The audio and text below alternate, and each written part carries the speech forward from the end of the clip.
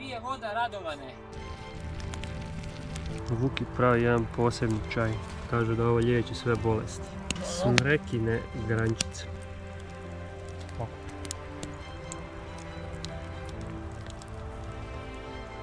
Dobro, potrovat ćemo se. Previše vitamina C će biti. Ja koliko znam, one su bogate s vitaminom C, tako da nam imunitet neće opast danas. Znači raste nam imunitet i raste nam testosteron. I raste nam samopouzdanje. Samopouzdanje. Sipaj care. Prvi put u životu probamo ovo. Degustacija čaja.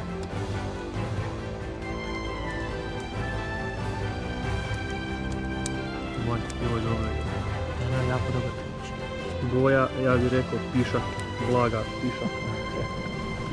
Jutarnja, ali je fin, stvarno dobar je. Čaj ne pišaka.